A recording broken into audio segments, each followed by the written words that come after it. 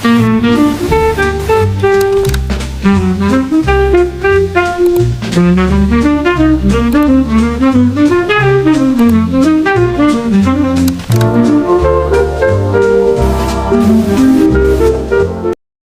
suatu hari di sebuah negeri, hiduplah sepasang suami istri yang miskin dan sangat dibenci oleh orang-orang karena disumpahi Batara Indra. Setiap kali mereka mengemis di pasar dan di kampung, mereka selalu dipukuli dan diusir hingga ke hutan. Oleh karena itu, sepasang suami istri tersebut tinggal di hutan dan memakan kayu serta buah-buahan. Beberapa kemudian, hamillah istri si miskin. Sang istri ingin sekali memakan buah mempelam yang ada di taman raja. Si miskin pun terketuk hatinya karena melihat istrinya menangis. Si miskin berkata, "Istriku, apakah kamu ingin membunuhku?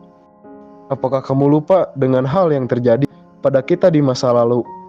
Jangan meminta sesuatu yang tidak mungkin. Kita tidak bisa mengambil buah mempelam yang ada di taman raja." Setelah istrinya mendengar perkataan suaminya itu, istrinya pun menangis. Lalu suaminya berkata, "Janganlah menangis istriku. Aku akan mencarikan buah mempelam itu dan membawakannya padamu." Lalu si miskin pergi ke pasar, mencari buah mempelam yang diinginkan oleh istrinya.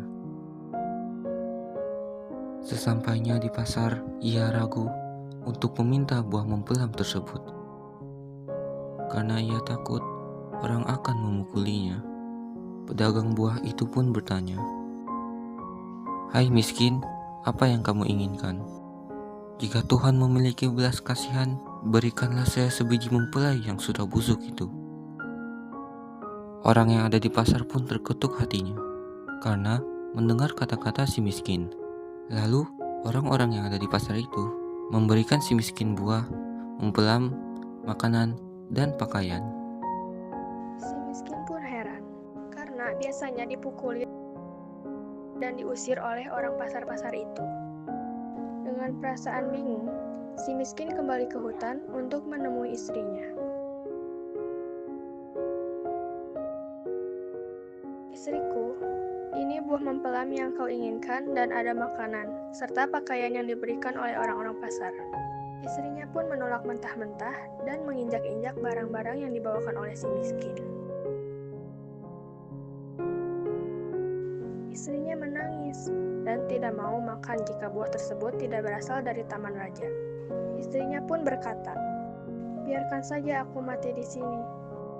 Melihat perilaku istrinya, si miskin merasa sangat terpukul. Melihat itu, si miskin mengalah dan pergi menghadap Maharaja Indradewa.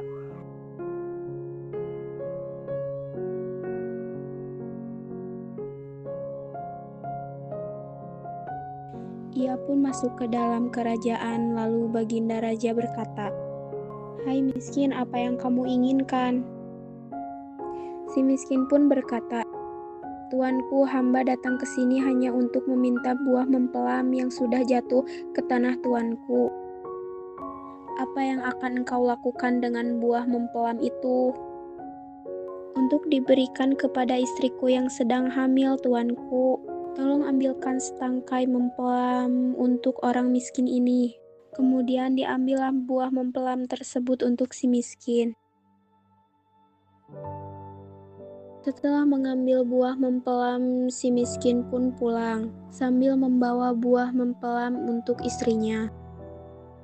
Melihat mempelam yang dibawa oleh suaminya, istri si miskin melahap buah mempelam tersebut sampai habis. Beberapa lama kemudian, istri si miskin menginginkan buah nangka yang berada di taman raja. Dengan cara yang sama, si miskin kembali pergi untuk menghadap Maharaja Indradewa.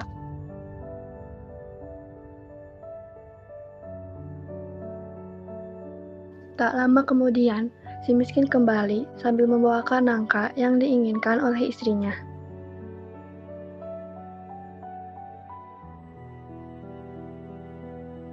Selama istri si miskin hamil, banyak sekali bantuan dari orang-orang sekitar yang berupa makanan dan pakaian. Pada malam hari, dengan bulan yang sangat terang, lahirlah seorang anak laki-laki.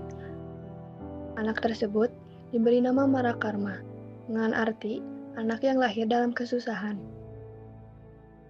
Pada suatu hari, dengan miskin menggali tanah untuk membangun rumahnya.